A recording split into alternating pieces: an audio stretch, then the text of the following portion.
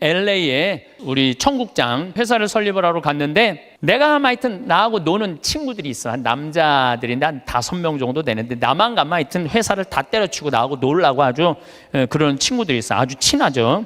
근데 그 친구 중에 하나가 식당을 운영하는데, 근사한 식당을 운영해요. 한 번 먹으면 막 $100, 10만 원, 20만 원. 그리고 와인도 딱 맡겨놓는. 그 한국 사람들은 거의 안 가고 미국 사람들이 와서 그 홀에다가 뭐 술 먹고 춤도 추고 막 이러는 그런 아주 근사한 식당이에요. 근데 그 친구가 나를 식사를 대접하고 싶다고 몇 번 그러는데, 내가 또 이렇게 비싼 식당에 갈 수 있어요? 안 간다고 그랬더니 그럼 우리 집에 모시겠다고 집으로 갔어요. 집에 갔는데 그 친구 부부 다 뭐 손님 한 12명을 초대를 했는데, 내가 주인공으로 간 거 아니에요. 근데 자기 식당에 주방장을 데리고 왔더라고. 근데 음식이 나오는데 기가 막히는 뭐 음식들이 나오는 거, 무슨 뭐 해갖고 정말 처음 본 음식, 비싼 음식들이 나오더라고요.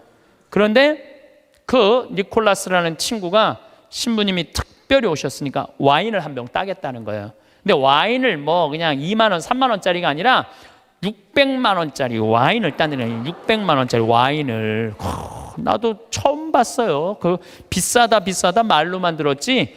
1995년 보르도산이야. 1995년이 굉장히 가물었었어요. 그래갖고 북한 주민들 다 굶어 죽었을 때야. 근데 와인은 최고가 나온 거예요. 그걸 했는데 한 잔에 50만 원이, 한 잔에. 먹는데 막 벌벌 떨리더라고. 한 잔에 50만 원인데. 근데 계속 주방장이, 셰프가 음식을 날라다 주는데, 내가 그래도 주인공 아니에요. 주인공. 뭔가 셰프한테 감사의 표시를 해야 될 거 아니야. 그걸 우리는 팁이라고 그러죠. 근데 내가 혼자 고민했어. $50를 줄까, $100를 줄까. 심장이 막 쫄깃쫄깃하더라고. 어떻게 할까. 근데 결국은 불러갖고 딜리셔스 그러면서 내가 $50를 줬어요. 지금 생각해보면 왜 $100를 못 줬는지. 귀양 뽐낼 거면 확실하게 뽐내고 해야 되는 건데, 근데 그 $50를, 5만 원이죠. $50를 줬는데도 불구하고 그 셰프는 굉장히 고맙다고 그러더라고요. 굉장히 고맙다고. 근데 만약에 여러분들 그게 한 1,000만 원치 넘는 식사였는데, 내가 그걸 얻어먹고 돈 한 푼 안 내고 팁 하나 안 내고 그냥 가면은요, 그분들 모르긴 해도 내 귀에다 대고 이랬을 거야. 아유, 정말 멋대가리 하나 없는 신부라고. 에? 그렇지 않겠어요? 그렇게 멋있게 했으면 그 주방 그 직원 데려다 줄 알아야지. 이건 비단 나한테뿐만 아니라 여러분들도 마찬가지야. 여러분들 인생을 살면서요, 버는 것도 중요하지만 쓰는 것도 중요해. 쓸 때 확실하게 써. 근데 만약에 내가 돈이 부족해, 그러면은 가만히 있어. 여러분들 안 쓴다고 누가 뭐라고 그럴 사람 하나도 없어요. 근데 우리나라 사람들은 쓰는 것도 아니고 안 쓰는 것도 아니고 내는 것도 아니고 안 내는 것도 아니고 사는 게 좀 짜증이 나요. 그래서 쓸 땐 사도 바오로가 뭐라 그래? 난 귀하게도 살 줄 알고 천하게도 살 줄 안다고 그러잖아요. 돈 안 쓴다고 누가 뭐라 할 사람 하나도 없어. 근데 쓸 때는 멋있게 써. 이게 왜 이런 문제가 생겼냐면, 내가 귀하다는 생각을 안 해서 그래요. 내가 귀하다는 생각. 여러분들 이 여행 많이 다녀보셨죠? 만약에 유럽 여행 가신 분들 아마 유럽 여행은 일생 한 번 가보는 거예요. 일생 한 번 가보는 여행이야. 한 400만 원 들여갖고 한 번 가보는데, 비행기 타고 럭셔리하게 파리에 도착했어. 도착을 했는데 딱 버스에 타니까 가이드가 딱 나타나더니 이렇게 말합니다. 이제 뭐 집에 들어가고 호텔에 들어가고 물은 어떻게 쓰고 뭐 이런 거죠. 여러 가지 얘기를 해요. 그러다가 갑자기 이런 말을 해요. 그런데 여행 다니면서는 팁이 중요하다고. 이렇게 여행 가방 올려다 주는 그 포토한테 $1 주시고, 호텔에서 나올 때 그 호텔 침대에다가 $1 내려놓고 나오시라고. 그럼 이때부터 갑자기 머리가 복잡해지는 거야. $1? 생각지도 않은 돈이야. 이거 생각지도 않은 돈이야. 그게 아깝기 시작한 거야. 그런데 400만 원을 들여서 일생 한 번 간 여행이에요. 그러면 $1, 10일, $2씩 줘봐. $20, 2만 원이야. 그 줄 때 기분 좋게 줄 수 있는 거야. 그런데 이제 딱 버스에서 내리니까 아니나 달라 막 벨보이들이 막 와갖고 가방을 막 들고 갈라 그래. 그러면은 이 할머니들이 이렇게 말합니다. 그 놔두라고, 내가 들고 갈 테니까 놔두라고. 아, 내가 여러 번 봤어요. 여행 같이 다니면서. 내가 그 힘들게 그 가방을 들고 다니는 할머니들 모습을 보면서 안타깝더라고요. 그럼 뭐하러 여행을 나와? 그 2만 원이 아까워갖고 그 힘든데 피곤한데 와갖고 그걸 또 들고 올라가. 그 2만 원이 아까우면 그냥 집에 가만히 있어. 벌 때는 힘들고 어렵게 벌지만 쓸 때는 정승같이 쓰는 법도 중요한 거예요. 저는 요즘 이렇게 여행 다니면은요, 뭐 2달러, 3달러, 5달러도 내려놓고 와요. 호텔에다가. 왜냐? 그거 다 이민자들이야. 거기 청소하는 사람들. 힘들게 그거 갖고 먹고 사는 사람들이야. 그러면 길 가는 사람도 내가 5천 원, 만 원, 일생, 1년에 여러분들 어려운 사람들 얼마나 만나요? 만나는 일이 1년에 한두 번도 안 돼. 그럼 그런 사람들한테 한번 나도 여행 내가 400만 원어치 쓰면 40만 원 어려운 사람한테 내놔야 될 거 아니야. 그 일환 중에 하나가 그 어려운 사람들한테 팁 주는 거예요.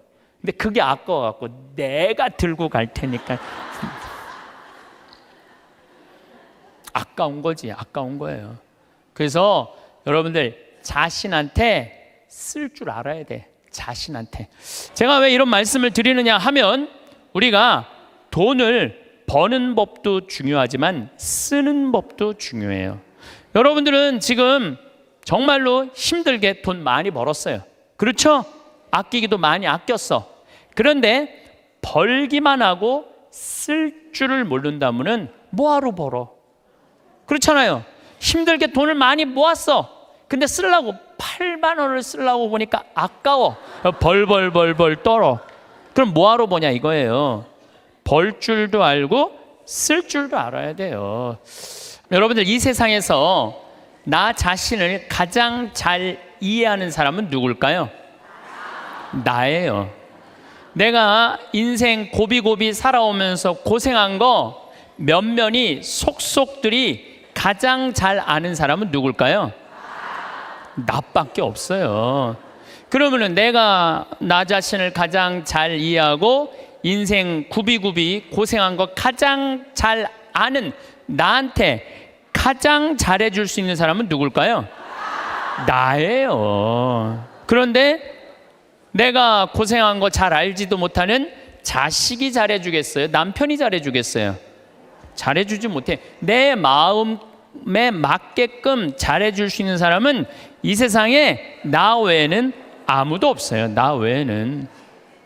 그런데 우리는 간혹 내가 나한테 잘해주면 되는데 나는 나한테 잘해주지 않고 남편이 나한테 잘해주지 않는다고 자식이 나한테 잘해주지 않는다고 섭섭하다고 원망하는 어리석은 사람들이 참 많아요. 여러분들 이렇게 살아오면서 내가 사글세, 월세, 전세, 그나마 뭐 아파트 20평, 30평 이렇게 살 때까지 정말 알뜰살뜰 아끼면서 절약한 거 자식이 알 것 같아요? 몰라요. 그런데 몰라준다고 맨날 눈물찍, 콧물찍 짜는 이 바보들이 참 많아요. 오늘 이후부터는 그런 거 섭섭하다고 말하지 마시고 누구한테 잘해주면 돼? 내한테 누가? 내가 잘해주면 돼요. 우리 평창은 화요일, 수요일 1박 2일 피정, 목요일 당일 피정, 금, 토, 일 2박 3일 피정을 해요. 1년 내내 해요.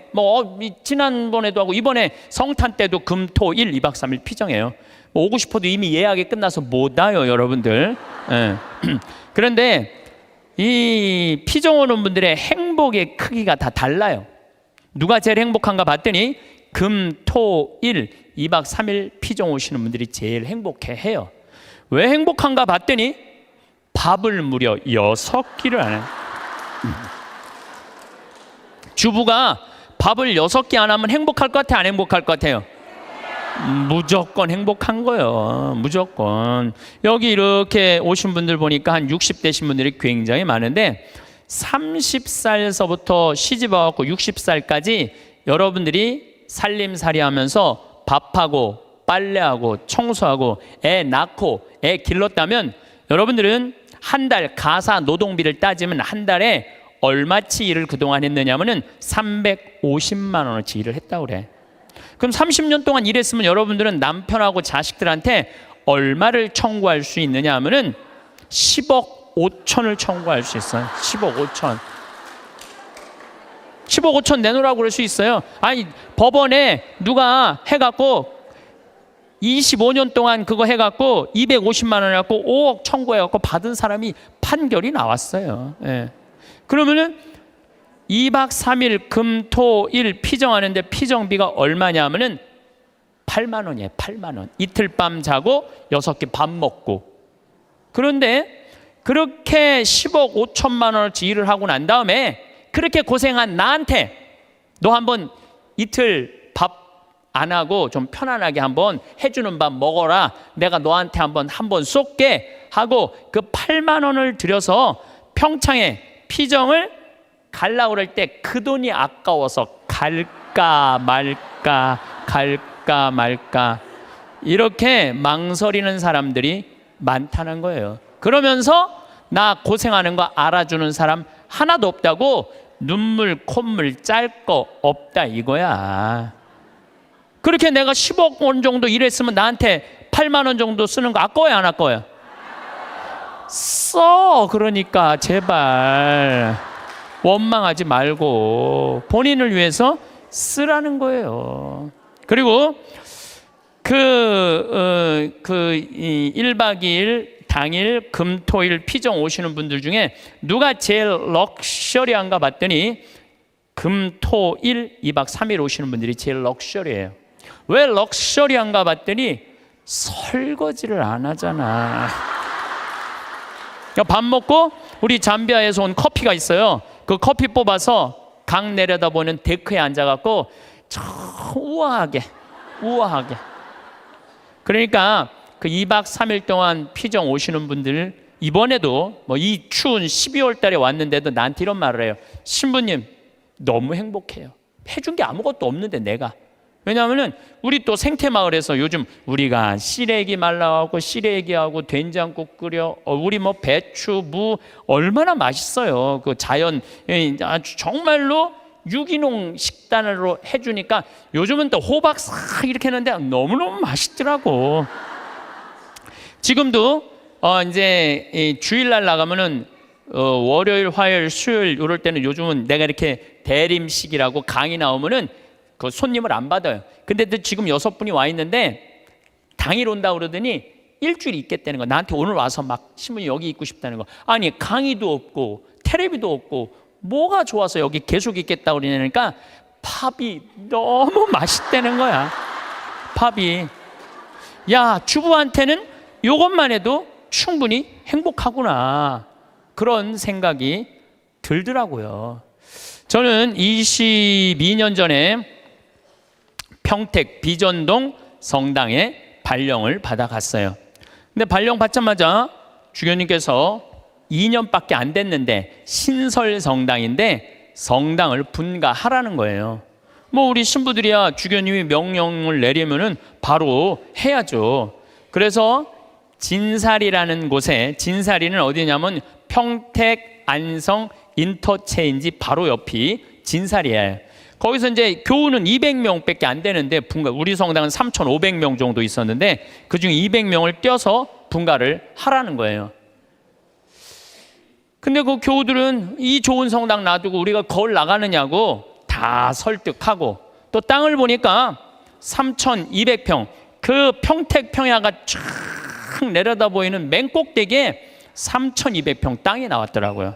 3,200평이면은 2,000평이 초등학교, 운동장, 건물 다 들어가는 게 2,000평이야 법적으로. 그러니까 초등학교 딱 보면 다 2,000평이에요. 그거 한 배 반만한 땅이 나왔어요. 16만 원에 22년 전에. 근데 뭐 신설성당에 뭐 돈이 어디 있어요. 그래갖고 이렇게 끌어모으고 저렇게 끌어모았는데도 돈이 2억이 부족하더라고.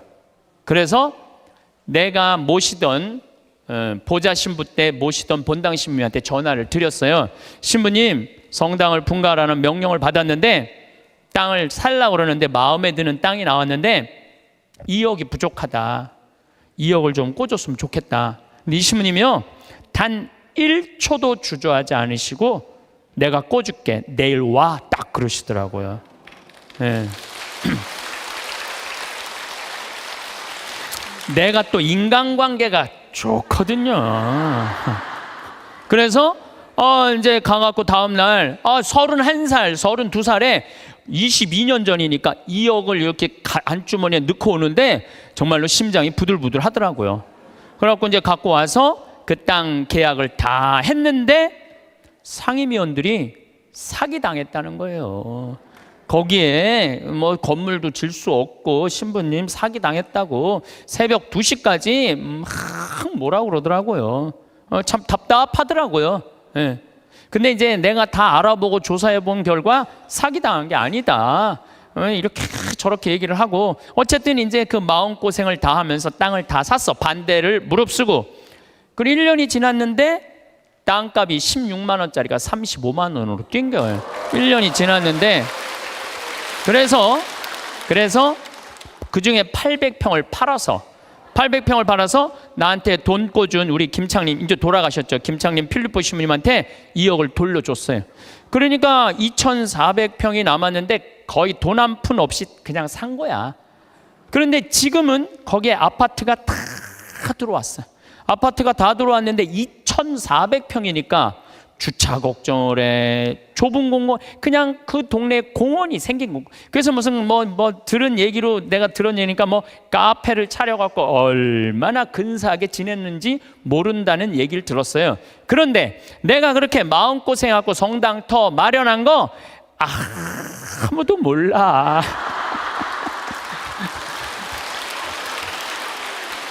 누구만 알아? 하늘하고 나만 알아. 하늘하고 하느님하고 나만 알아. 그런데 지금은 이제 거기가 겨우 2,000명 정도 됐다고 그래요. 근데 후임자 신부가 몰라준다고 그 교우들이 20년 전에 내가 그렇게 힘들게 해서 땅 산 거 몰라준다고 내가 맨날 섭섭하다고 그러면요, 나는 쫀쫀한 사람이야. 쫀쫀한 사람, 작은 사람이야. 작은 사람. 그리고 이제는 거기가 평당 큰 몰이 들어가고 평당 한 400만 원까지 올라갔대요.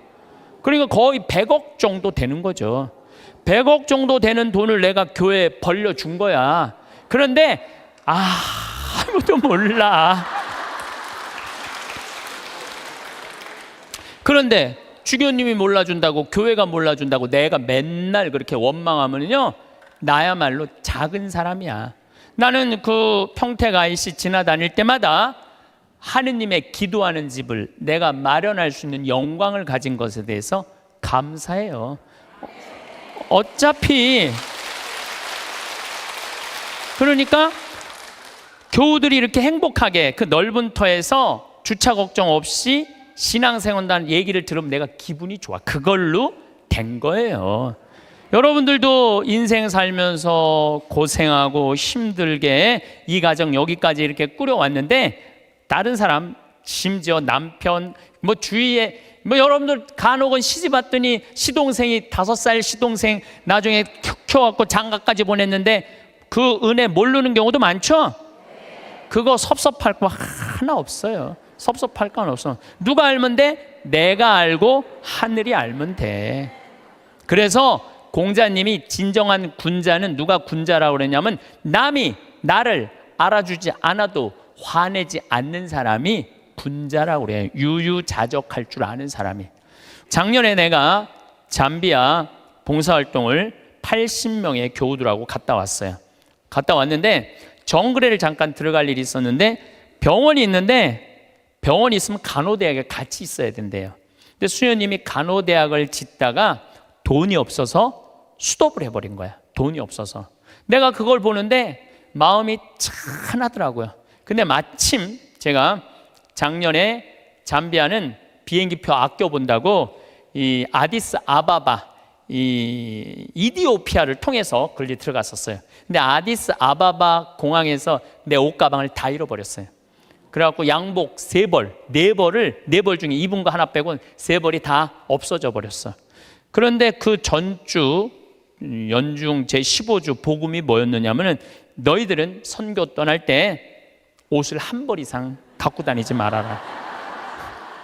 1벌 이상 갖고 다니지 말아라. 식량자루나 돈주머니도 갖고 다니지 말아라. 근데 예수님이 거기다 신발은 신고 가라고 또 써 있어. 성서에 참 신발은 신고 가라 그랬거든요. 근데 나는 잠비아 미국 강의 다닌다고 옷을 4벌, 양복을 4벌. 내가 너무너무 부끄러웠어, 내 자신한테. 그래서 저는요 지금도 양복을 한 달에 1벌만 입어요. 안 갈아입어 이제. 안 갈아입어. 작년에 내가 그 배운 깨달음으로 안 갈아입어. 너무 좋더라고. 한 달에 1벌만 입고 다니니까 참 좋더라고요. 그런데 문제는 한국에 딱 돌아왔는데 내가 양복만 많은 게 아니야. 내 통장을 보니까 책 팔은 인세가 2억이 들어와 있는 것. 2억. 내 통장에. 나 돈 막 하는 사람이에요. 근데 내가 그 돈이 뭐가 필요해? 마누라가 있어? 자식이 있어. 그래서 수녀님한테 전화했어요. 잠비아로. 수녀님, 내가 간호대학 져둘 테니까 간호대학 마저 지라고. 그래갖고 돈을 막 작년에 보냈어요. 계속 2천만 원, 5천만 원씩 계속. 근데 올해 가서 그 정글에 들어가, 땀부라는 정글에 들어가 보니까 간호대학을 다 져놨더라고. 이제 기숙사 하나 져놓고, 기숙사를 2개만 이제 더 지면 완전히 끝나. 이제 돈을 좀만 더 보내면 돼. 근데 우리 직원들이 그걸 보더니 한국에서는 감이 없다가 내가 돈을 보내갖고 대학을 져놓으니까 나를 혼내는 거예요. 신부님 은퇴해서 돈 필요한데 이렇게 돈 다 써버리면 어떻게 하려고 돈을 다 써버리느냐고.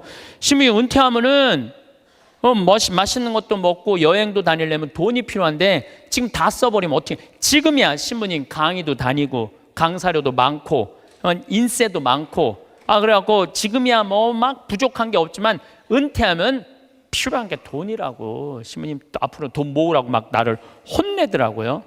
근데 저는 이런 생각이 들어요. 만약에 내가 은퇴해갖고 돈이 없으면 나는 어떻게 할 거냐면은 사제관에 가만히 앉아 있을 거야. 돈 없는데 어떻게 해?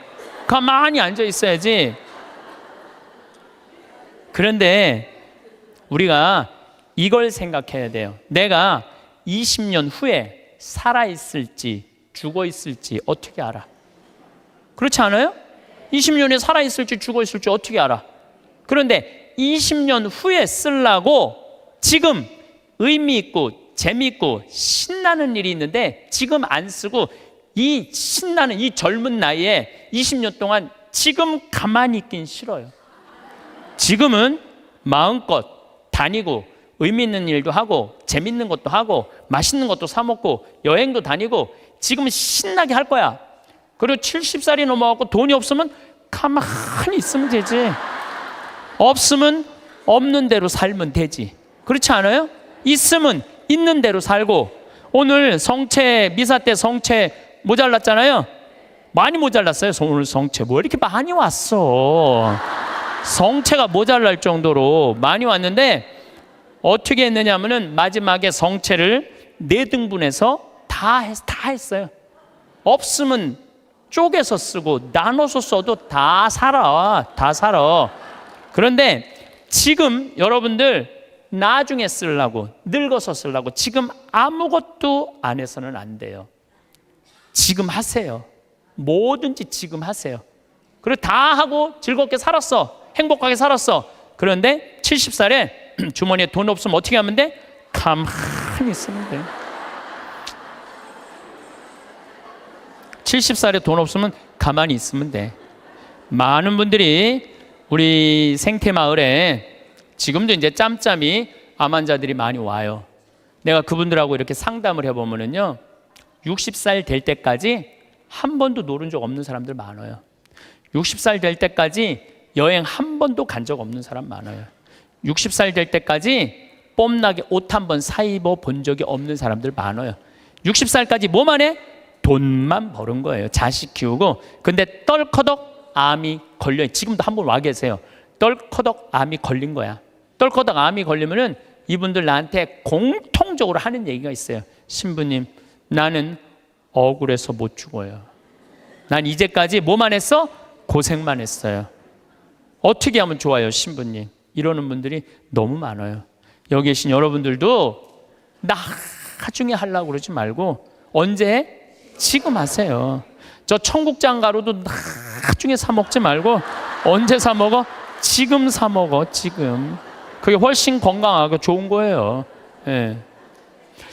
저는 이제 여주에 평창은 15,000평인데 여주는 15만 평이에요. 거기에는 수영장도 있고 그림 그리는 데도 있고 도자기 만드는 데도 있고 다 있어요. 거기 피정 이제 우리 교우들 받을 거예요. 거기 600명이야. 지금은 200명이라 1년 기다려도 못 오는 분들 많아. 2년 기다리면서도 못 오는 분들이 많아요. 근데 그런 교우들이 좀 안타까워갖고 여주에 피정집을 지금 준비하고 있어요. 근데 거기는 피정 1박 2일, 2박 3일 이런 거 안 해요. 화, 수, 목, 금, 토, 일 5박 6일 피정이에요. 5박 6일. 5박 6일 할 거예요. 5박 6일. 여러분들 시간 많잖아. 죽지도 않고. 근데 5박 6일 피정하는데 피정비를 얼마만 받을 거냐면은 10만 원만 받을 거예요. 10만 원만. 10만 원만. 10만 원만. 밥을 무려 18끼를 안 하는데 10만 원만 받을 거예요.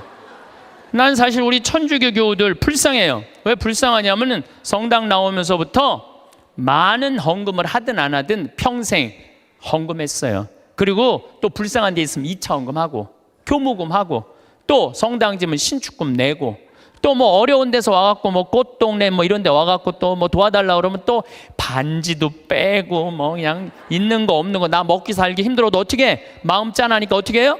또 내잖아요.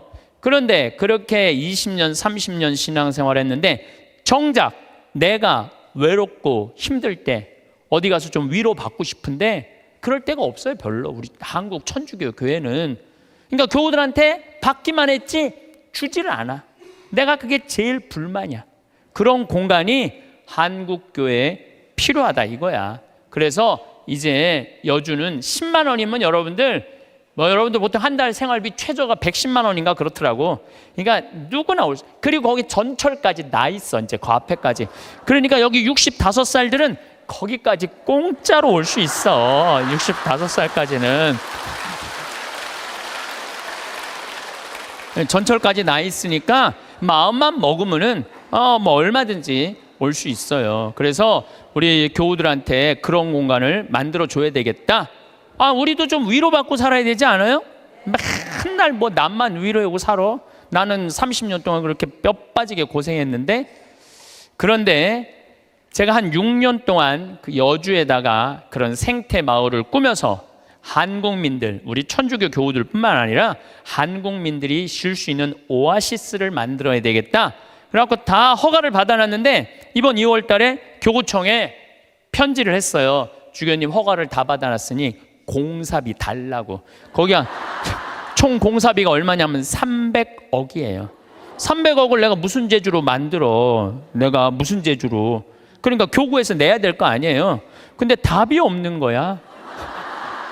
준다는 답이 없어. 그래갖고 내 친한 주교님한테 말씀을 드렸죠. 아니 어떻게 왜 답이 없냐. 저 허가까지 다 떨어졌는데 근데 우리 수원교구는 지금 신도시가 굉장히 많이 생겨요. 위례 신도시, 동탄 2신도시. 신도시가 막 생기니까 거기다 땅 사느냐고 돈을 다 썼다는 거예요. 돈이 없다는 거예요. 그런데 저는 30대 때는 막 내 뜻대로 안 되면 막 교구청에 올라가고 막 뒤집고 소리 지르고 그랬어요. 근데 이제 50이 되니까 생각이 많이 바뀌었어요. 어떻게 바뀌었느냐 하면은 내가 다 해놨는데 만약에 교구청에서 돈이 없다고 300억이 돈이 없다면 어떻게 하면 되냐면은 안 하면 되지. 안 하면 되지 않아요? 여러분들 인생이 왜 힘든 줄 아세요? 돈이 없는데 하려고 그럴 때 힘들어요. 하려고 그럴 때 내가 지금 5천만 원밖에 없는데 2억이라는 가게를 하고 싶어. 5천만 원밖에 없는데 2억이라는 가게를 하고 싶어갖고 어떻게 은행에 융자 받고 형제 집 잡히고 또 뭐 이 사람 저 사람 꼬갖고 시작하잖아요. 그때부터 지옥이 되는 거예요. 그때부터 5천만 원만 있는데 2억짜리 그건 하면 안 돼요. 안 하면 되지. 그래서 내가 주교님한테 편지했어요. 주교님, 저는 하느님의 집을 지면서 기쁨을 잃어버리고 싶지 않다고. 그래서 지금 교구가 여러 가지 어려움이 있으니까 나중에 하자고. 지금 편안하게 마음 먹자고. 그랬더니 주교님이 저한테 답장했어요. 딱 한 줄 보냈어. 참 고맙다. 이렇게. 네. 그래서 이제 접기로 이제 마음 먹었어요. 접기로 마음을 먹었는데 잠비아에 농업대학 하라고 100억을 봉헌하신 우리 할머니죠. 나는 할머니라고 안 그러는데 그냥 100억을 봉헌했어요. 벌써 3년 전에. 3년 전에 이제 그분하고는 가능한 한 한 달에 한 번 정도 밥을 먹는데 이제 밥을 먹으면서 이런 얘기 저런 얘기 사는 얘기를 하면서 내가 이제 여주에 생태마을을 꾸밀려고 그러는데 교구가 지금 뭐 신도시 성당터 산다고 돈이 없다고 좀 어려워하더라. 이런저런 얘기를 하는데 하루는 우리 이 자매님하고 서울 경복궁 구경을 가는데 신부님 서울 구경 가는 길에 잠깐 남산 밑에 경리단길 요즘 뜨는 데 있죠. 경리단길에 집터를 하나 보자는 거예요. 밑에 삼성 미술관도 있고 뭐 LG 뭐 회장집도 있는데 그 맨 경치가 아주 기가 막혀 한강 다 보이는 그 경리단길에 땅을 한 200평 보여주면서 신부님 이거 봉헌할 테니까 신부님 이거 하라는 거예요. 그래갖고 거기가 평당 한 평에 6천만 원이야. 한 평에 근데 200평. 근데 며칠 전에 무슨 공시지가 이런 게 나오는데 123억이 나왔더라고. 그 시세 그게 123억짜리를 봉헌을 하신 거예요. 우리 교우들 쉬는데 그거 신부님 이거 갖고 꾸미는데 좀 이렇게 미천하시라고. 그래갖고 내가 또 이제 주교님한테 가서 아니 이거 저 봉헌을 했는데 이거 어떻게 하면 좋으냐고. 그러더니 우리 주교님께서 아우 그럼 우리 하자고. 이렇게 봉헌한 분이 있으니까 난 또 하자고 그러면은 하면 돼. 또 하자고 그러면 하면 돼. 그래서 아마 이제 곧 이제 그 시작이 되면 3년 후 정도면은 우리 교우들이 이용하실 수 있을 거라고 생각을 합니다. 뭐 어느 교구에 뭐 우리 교구 얘기예요. 우리 수원교구 얘기인데 한 본당에 금융업을 하는 회장님이 있었나 봐. 나한테 돈을 맡기면은 내가 15% 이자 주겠다고. 여러분들 내가 평화방송에 수도 없이 얘기했어요. 여러분 인생이 왜 괴로운지 알아요? 정치가 잘못돼서 내 팔자가 기구해서 절대 그렇지 않아요. 내가 잘못 선택해서. 어떻게 잘못 선택해? 과하게 욕심을 부려서 인생이 힘든 거예요. 그런데 이분은 15% 이자 준다고 교우들을 꼬신 거야. 그래갖고 막 1억씩 5천만 원씩 막 맡겨갖고 그 사람이 300억을 끌어모았대요. 그런데 지금 우리나라 법정이자가 1.25%예요. 은행에다가 1억을 맡기면 1.25%면 10만 4천 원 이자 받아 한 달에 1억. 그래서 요즘은 어떤 자식이 효자래요? 3억 엄마 이거 써 그래갖고 3억 주는 자식이 효자가 아니래. 한 달에 그저 100만 원씩 용돈 주는 자식이 효자래. 3억 주는 자식이 효자가 아니라 3억 줘봤자 은행에서 30만 원밖에 못 받아요. 3억 줘봤자. 그러니까 이 사람한테 맡기면은 15%니까 125만 원을 받을 수 있는 거야. 1억만 맡겨도. 그러니까 사람들이 정신이 나갖고 그 사람한테 전래분과장이라는데 다 갖다 맡긴 거예요. 한 3-4달은 이자가 나왔는데 그 다음에 어떻게 못 나와요. 그래갖고 망해갖고 이분 지금 감옥에 가 있대요. 그러면은 5천만 원 1억씩 맡긴 사람들은 이 사람들은 돈 써보지도 못하고 하늘에 날아간 거예요. 허공에 날아간 거예요. 그렇지 않아요? 그러면은 15% 이자 주겠다고 꼬신 이 전래분과장이 나빠요? 15% 이자 받아먹겠다고 맡긴 사람이 나빠요? 둘 다 나빠. 둘 다. 여러분들 오늘 이후부터 경제 성장이 2% 이상 안 되면은 2% 이자 주는 데 없어요. 경제성장이 3% 되면은 3% 이자야. 경제성장이 3%인데 5% 이자 준다 그러면 이건 의심해 봐야 돼요. 근데 경제성장이 3%인데 10% 이자 이율이 나온다? 이건 100% 사기라고 보면 돼. 15% 이자 준다? 150% 사기라고 생각하면 돼. 근데 이 어리석은 많은 분들이 5천만 원, 1억을 갖다 맡긴 거야. 내 이 강의를 듣고 어떤 분이 생태마을에 전화했어요. 신부님 안 그래도 사기 당한 분이래.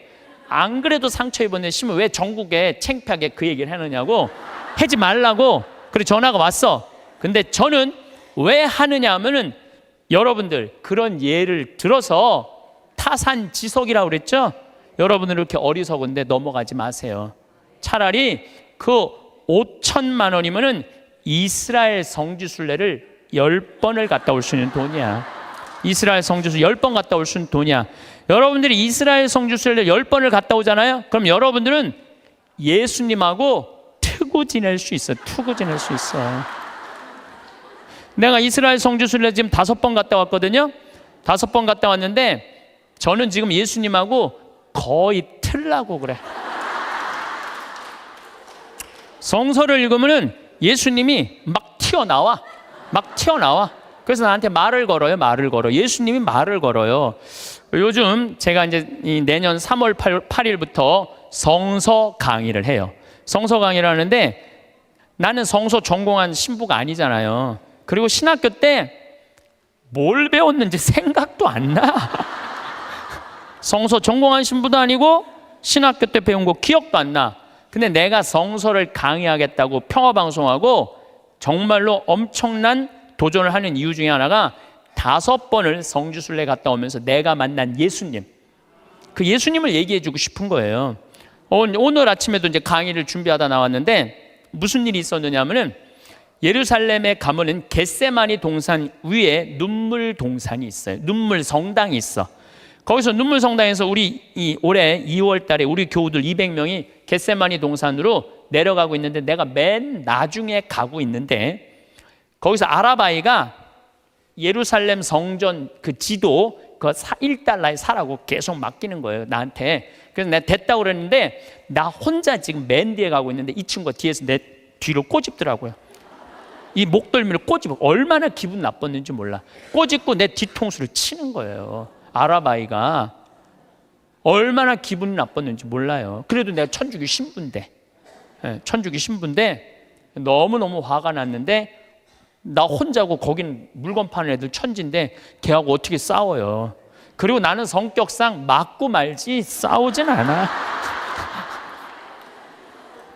그래갖고 내려가갖고 겟세마니 동산에 가서 기도를 하는데 예수님 생각이 나더라고요. 예수님은 유대인들이 툭 하면 돌을 집어 던지려고 그랬어요. 툭 하면 돌을. 근데 예수님은 어떻게 했느냐 하면은 아직 내 때가 되지 않았다고 인내하세요. 인내를 하시고 예수님 어떻게 마지막 십자가상의 죽음을 통해서 누구를 구원하고 싶었어? 인류를 구원하고 싶었어요. 몇몇 사람들이 기분 나쁘게 돌 집어 던진다고 욕한다고 그것 때문에 큰 일을 그르칠 분이 아니었어요. 나도 이 200명이나 되는 사람들을 데리고 와서 성지순례 하는데 내가 하나 기분 나쁘다고 막 신경질 부리고 나 이제 간다고, 나 이제 한국으로 갈 거라고 겟세마니 동산에 앉아서 이렇게 기도를 하는데 정말로 구구절절 예수님이 느껴지더라고요. 그리고 인내라는 거 그런 게 막 느껴지는 거예요. 여러분들도 자식 키우면서 정말로 이 세상 살면서 더러운 꼴 많이 보죠? 근데 여러분들 왜 참아요? 이거 자식 하나 잘 키워보겠다고, 자식 하나 행복하게 해보겠다고 참는 거 아니에요? 그러니까 인내를 하면은 뭐를 얻을 수 있느냐 하면은 열매를 얻을 수 있어요. 열매를. 인내를 하면. 근데 내가 만약에 이스라엘 성지순례 안 갔다 왔으면 이런 묵상 나 죽었다 깨어나도 못해. 근데 만약에 여러분들이 5천만 원을 가지고 이스라엘 성지순례 10번만 갔다 오면 여러분 예수님하고 트고 지낼 수 있다니까. 근데 15% 이자 받아보겠다고 홀딱 맡겨갖고 써보지도 못하고 돈 날리면은 이분들 이렇게 얘기합니다. 내가 성당 나가봤더니 믿을 놈 한 놈 없더라. 하느님이 있긴 어디 있느냐, 사기나 치는 사람들 모임인데, 그리고 이 사람 어떻게 하냐면은 냉담해요. 그러면은 돈 잃어버리고 하느님 잃어버리고 사람 잃어버리고. 이게 왜 그런 줄 알아요? 자기 욕심 때문에 그러는 거예요. 자기 욕심 때문에. 그리고 돈을 버는 법은 배웠는데 쓰는 법을 못 배운 사람이에요. 돈을 버는 법은 배웠는데 어떻게 써야지 의미 있고 행복하게 쓰는지 모르는 사람들이 내가 보기엔 대한민국에서 천지야. 돈 쓸 줄 모르는 사람들이. 나는 어쨌든 성당터 또 그 다음 성당도 2,400평 성당터 해갖고 지금 아주 공원 같은 성당 돼 있어요. 그러니까 나는 내가 수고한 거 누가 알아? 하늘이 알고 내가 알아. 그래서 나는 지난 12월 6일 날도 이선희 콘서트 갔다 왔어요. 누구 돈으로? 내 돈으로. 그리고 지난주는 우리 이제 그 이선희 콘서트는 우리 직원들 50대 된 직원들 하고 갔다 왔고, 지난주는 충무 아트센터에 몬테크리스토라는 뮤지컬을 30대 직원들하고 갔다 왔어요. 서울, 우리는 평창이니까 무조건 대전, 서울 이런 데 오는 거예요. 서울 와갖고 또 충무 아트센터 보니까 신당동 떡볶이집 있더라고. 그래서 떡볶이 먹고 멋있게 커피 한 잔 마시고 몬테크리스토 백작 보고, 그리고 집에 새벽 1시에 들어갔어요. 그러니까 많은 분들이 저한테 이래, 신부님 맨날 강의만 다니고 힘들어서 어떻게 하느냐고. 나 짬짬이 알아서 잘 놀아요. 맨날 강의만 다니면 나 미칠지도 몰라. 짬짬이 알아서 놀아요. 저만 그런 게 아니라 여러분들도 그렇게 살으셔야 돼. 부처님이 이런 말씀을 하세요. 지나친 고행은 사람을 고통스럽게 한다는 거예요. 그 다음 지나친 쾌락은 사람을 망가뜨린다는 거예요. 그러니까 놀 줄도 알고 쓸 줄도 알고 인내할 줄도 알고 그렇게 살아야 돼. 어쨌든 누구한테 잘해줘야 되느냐면은 나한테 잘해줘야 돼요. 내가 행복해야지 누구도 행복하게 해줄 수 있어? 남도 행복해 줄 수 있어요. 맨날 자기가 영혼이 찌그러지면은 남편 욕하고 자식 욕하는 거야. 근데 내가 8만 원 들여서 평창 생태마을 피정 딱 갔다 와서 다음날 아침에 기분 좋게 음식 해줄 수 있어요. 그러니까 오늘 이후부터 누구한테 잘해줘? 나한테 잘해주세요. 사람은 누구나 누구에게든 인정받고 싶어 합니다. 내가 소중한 존재라는 것을, 내가 의미 있는 사람이라는 것을 누군가 알아봐 주길 바랍니다. 그래서 우리는 때로 애쓰고, 때로 기다리고, 때로 상처받습니다. 왜 아무도 나를 제대로 이해해 주지 않는 걸까요? 왜 내 마음을 알아주는 사람이 없는 걸까요? 그 질문 앞에서 우리는 외롭고 서글픕니다. 밤이 깊어질수록 그 외로움은 더 커지고 혼자라는 생각이 마음을 무겁게 짓누릅니다. 하지만 시간이 지나면서 조금씩 깨닫게 됩니다. 세상에서 나를 가장 잘 아는 사람은 결국 나 자신뿐이라는 사실을, 내가 어떤 순간에 가슴이 뛰었는지, 어떤 말에 상처를 받았는지, 어떤 아픔을 견뎌냈는지 가장 생생하게 기억하는 사람은 바로 나입니다. 고비마다 흘린 눈물의 의미를, 밤을 지새우며 고민했던 그 무게를, 그럼에도 다시 일어섰던 그 용기를 누구보다 잘 아는 사람도 나입니다. 그 모든 순간을 함께한 사람은 오직 나뿐입니다. 다른 사람들은 내 삶의 표면만을 봅니다. 그들은 내가 웃는 모습을, 괜찮다고 말하는 모습을, 담담하게 지내는 모습을 봅니다. 하지만 그 미소 뒤에 어떤 마음이 숨어 있는지, 그 괜찮다는 말 속에 얼마나 많은 것을 삼키고 있는지는 알지 못합니다. 그들이 몰라서가 아닙니다. 그저 누구도 다른 사람의 내면, 깊은 곳까지 들여다볼 수 없기 때문입니다. 우리는 모두 각자의 세계에 살고 있고 그 세계의 가장 깊은 곳은 자신만이 갈 수 있는 곳입니다. 그럼에도 우리는 계속 기대합니다. 가족이 나를 알아주길, 친구가 나를 이해해 주길, 누군가 내 마음을 헤아려 주길 바랍니다. 그리고 그들이 그렇게 해주지 않을 때 실망하고 서운해합니다. 마치 그들이 나를 위로해야 뇌가 편안해질 수 있고 그들이 나를 인정해야 내가 같이 있어줄 수 있다는 듯이 말입니다. 하지만 그 기대는 결국 우리를 더 외롭게 만들 뿐입니다. 우리는 종종 자신의 행복을 다른 사람에게 맡깁니다. 누군가 나를 따뜻하게 대해야 내가 평안할 거라 믿습니다. 누군가 나를 칭찬해야 내가 괜찮은 사람이라 느낄 거라 생각합니다. 그래서 우리는 기다립니다. 누군가 먼저 다가와 주길, 누군가 먼저 알아봐 주길, 누군가 먼저 손을 내밀어 주길 기다립니다. 그 기다림 속에서 우리는 점점 더 작아지고 점점 더 의존적이 됩니다. 하지만 그 기다림은 때로 너무 깁니다. 그리고 그 기다림 끝에 오는 것은 기대했던 위로가 아니라 더 깊은 허전함일 때가 많습니다. 다른 사람들은 자신의 삶을 살아가느라 바쁩니다. 그들도 자신의 마음을 돌보기에 벅찹니다. 그들이 나를 살피지 못하는 것은 무심해서가 아니라 그들 역시 자신을 돌보는 일에 익숙하지 않기 때문입니다. 그들도 누군가 자신을 알아봐 주길 바라며 살아가고 있습니다. 그렇다면 우리는 어떻게 해야 할까요? 계속 기다려야 할까요? 계속 누군가에게 기대를 걸어야 할까요? 아닙니다. 이제는 방향을 바꿔야 합니다.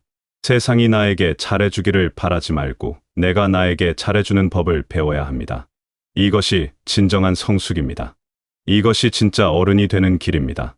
진짜 어른이 된다는 것은 내 마음을 스스로 돌볼 줄 안다는 뜻입니다. 누군가 위로해주지 않아도 스스로를 다독일 수 있고, 누군가 인정해주지 않아도 내 가치를 믿을 수 있고, 누군가 이해해주지 않아도 나 자신을 받아들일 수 있는 사람이 되는 것입니다. 그것은 외로움을 견디는 법이 아니라 진정한 평화를 찾는 법입니다. 처음에는 낯설 수 있습니다. 스스로에게 다정하게 말을 거는 것이, 스스로를 위로하는 것이 어색하고 쑥스러울 수 있습니다.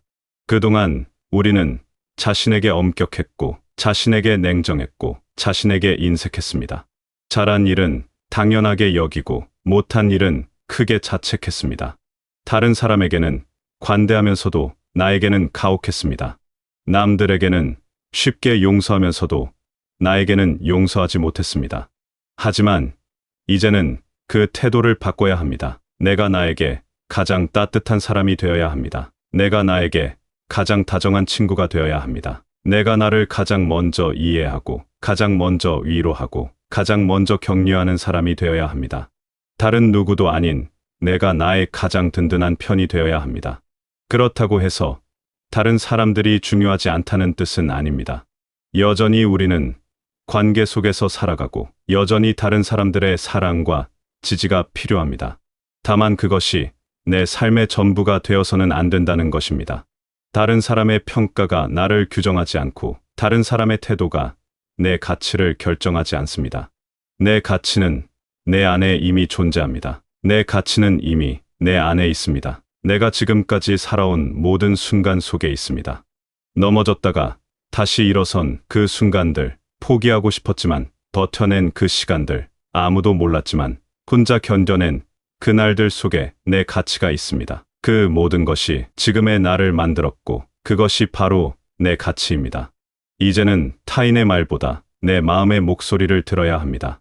남들이 뭐라고 하든 내가 나를 어떻게 대하느냐가 더 중요합니다. 세상이 나를 어떻게 보든 내가 나를 어떻게 바라보느냐가 더 중요합니다. 내 삶의 주인공은 나이고, 내 마음을 가장 먼저 챙겨야 할 사람도 나입니다. 오늘 하루 나를 위해 좋은 말을 한마디 건네보세요. 괜찮아. 지금까지 잘 버텨왔어. 힘들었지만 그래도 여기까지 왔어. 완벽하지 않아도 괜찮아. 충분히 잘하고 있어. 이런 말들을 나 자신에게 해주세요. 처음에는 어색하고 어색하다가도 조금씩 익숙해지면 그 말들이 마음에 스며들기 시작합니다. 그리고 그 말들이 진짜 힘이 된다는 것을 느끼게 됩니다. 그리고 스스로에게 물어보세요. 오늘 하루 내가 나에게 잘해준 일이 무엇이었는지, 내가 나를 위해 해준 작은 배려가 무엇이었는지, 맛있는 걸 먹었다면, 잠깐이라도 쉬었다면, 하고 싶은 것을 했다면 그것만으로도 충분합니다. 그 작은 것들이 쌓여서 나를 사랑하는 습관이 됩니다. 자신을 돌보는 일은 거창한 것이 아닙니다. 매일 특별한 일을 해야 하는 것도 아닙니다. 작은 것들의 반복입니다. 내 몸이 피곤해하면 쉬어주는 것, 내 마음이 힘들어하면 위로해주는 것, 내가 무언가를 원하면 그것을 들어주려 노력하는 것. 이런 작은 행동들이 쌓여서 나를 사랑하는 법이 됩니다. 그리고 그것이 바로 나를 지키는 힘이 됩니다. 그렇게 스스로를 안아주는 순간 삶은 비로소 고요하고 따뜻해집니다. 세상은 여전히 바쁘고 사람들은 여전히 자신의 일에 몰두하지만 내 안은 평화롭습니다. 누군가 나를 알아주지 않아도 괜찮습니다. 내가 나를 알고 있으니까요. 누군가 나를 위로해주지 않아도 괜찮습니다. 내가 나를 위로할 수 있으니까요. 이것이 진정한 자유입니다. 이것은 외로움을 참는 법이 아닙니다. 이것은 진정한 평화를 찾는 법입니다. 누군가에게 의지하지 않고도 평안할 수 있는 힘, 누군가의 인정 없이도 괜찮을 수 있는 힘, 그것이 바로 스스로를 사랑하는 힘입니다. 그 힘은 누구도 빼앗아갈 수 없습니다. 그것은 오직 내 것이고 언제나 내 안에 있습니다. 물론 쉽지 않습니다. 평생을 남들의 시선을 의식하며 살았는데 갑자기 그것을 내려놓는다는 것이 어려울 수 있습니다. 하지만 조금씩 천천히 시작하면 됩니다. 하루에 한 번이라도 나를 위한 시간을 갖는 것부터 시작하면 됩니다. 그 시간이 조금씩 늘어나고 그것이 습관이 되면 삶이 달라집니다. 그 시간은 아주 짧아도 괜찮습니다. 창밖을 바라보며 멍하니 있는 시간, 좋아하는 음악을 듣는 시간, 그냥 아무것도 하지 않는 시간. 그 시간 속에서 나는 나 자신과 만납니다. 바쁜 일상 속에서 잊고 있던 내 마음과 만납니다. 그 만남이 소중합니다. 그 만남이 나를 다시 살아있게 합니다. 그리고 그 마음에게 물어보세요. 지금 어떤 기분인지, 무엇이 필요한지, 무엇을 원하는지 그 답이 바로 들리지 않아도 괜찮습니다. 계속 물어보세요. 계속 귀를 기울이세요. 그러다 보면 언젠가는 내 마음의 진짜 목소리가 들리기 시작합니다. 그 목소리는 조용하지만 명확합니다. 그 목소리는 내가 정말 원하는 것이 무엇인지 알려줍니다. 그 목소리를 따라가세요. 다른 사람들이 뭐라고 하든 내 마음이 원하는 것을 해주세요. 그것이 나를 사랑하는 첫걸음입니다. 내 마음을 존중하고 내 마음을 우선순위에 두는 것. 이기적인 것이 아닙니다. 이것은 나를 지키는 일입니다. 이것은 나를 살아있게 하는 일입니다. 나를 지킬 수 있어야 다른 사람도 제대로 사랑할 수 있습니다. 내가 텅 비어 있으면 다른 사람에게 줄 것도 없습니다. 내가 행복해야 다른 사람에게도 행복을 나눠줄 수 있습니다. 내가 평화로워야 다른 사람에게도 평화를 전할 수 있습니다. 나를 사랑하는 것은 다른 사람을 사랑하기 위한 첫 단계입니다. 그러니 나를 사랑하는 것은 이기적인 일이 아니라 필요한 일입니다. 나를 돌보는 것은 사치가 아니라 필수입니다. 나에게 잘해주는 것은 특별한 날에만 하는 것이 아니라 매일 해야 하는 일입니다. 매일 조금씩 꾸준히 나를 사랑하는 연습을 해야 합니다. 여러분은 지금까지 충분히 잘해왔습니다. 힘들 때도 있었고 지칠 때도 있었지만 그래도 여기까지 왔습니다. 그것만으로도 여러분은 대단한 사람입니다. 완벽하지 않아도 괜찮습니다. 부족한 부분이 있어도 괜찮습니다. 여러분은 지금 이 모습 그대로 충분히 소중합니다. 그 사실을 잊지 마세요. 이제는 스스로에게 그 사실을 말해주세요. 내가 소중하다고, 내가 가치 있다고, 내가 사랑받을 자격이 있다고. 다른 사람에게서 그 말을 듣지 못해도 괜찮습니다. 내가 나에게 그 말을 해줄 수 있으니까요. 그 말이 진심으로 느껴질 때까지 계속 말해주세요. 그렇게 나를 사랑하기 시작하면 삶이 달라집니다. 똑같은 하루를 살아도 마음이 다릅니다. 똑같은 일을 겪어도 받아들이는 방식이 다릅니다. 내 안에 단단한 중심이 생기기 때문입니다. 흔들리지 않는 평화가 생기기 때문입니다. 그 평화는 누구도 빼앗아갈 수 없는 것입니다. 세상은 여전히 복잡하고 사람들은 여전히 바쁘고 관계는 여전히 어렵습니다. 하지만 내 안이 평화로우면 그 모든 것을 견딜 수 있습니다. 내가 나를 사랑하면 다른 사람의 사랑에 목매지 않아도 됩니다. 내가 나를 인정하면 다른 사람의 인정에 연연하지 않아도 됩니다. 그것이 진정한 자유입니다. 이것이 진짜 자유입니다. 누군가의 평가로부터의 자유, 누군가의 기대로부터의 자유, 누군가의 시선으로부터의 자유. 그 자유 속에서 우리는 비로소 진짜 나로 살 수 있습니다. 남의 눈치를 보지 않고, 남의 말에 흔들리지 않고, 오직 내 마음의 소리를 따르며 살 수 있습니다. 여러분, 오늘부터 나를 위한 시간을 가져보세요. 나를 위한 말을 건네보세요. 나를 위한 선택을 해보세요. 처음에는 어색하고 어려워도 조금씩 익숙해질 것입니다. 그리고 그 익숙함 속에서 여러분은 진짜 평화를 발견하게 될 것입니다. 그 평화는 어떤 것과도 바꿀 수 없는 소중한 것입니다. 지금까지 많은 것을 견뎌온 여러분 자신을 한번 안아주세요. 고생했다고, 잘 버텨줘서 고맙다고 말해주세요. 그 한마디가 여러분의 마음을 얼마나 따뜻하게 해줄지 모릅니다. 그리고 그 따뜻함이 여러분의 삶을 얼마나 아름답게 만들어줄지 모릅니다.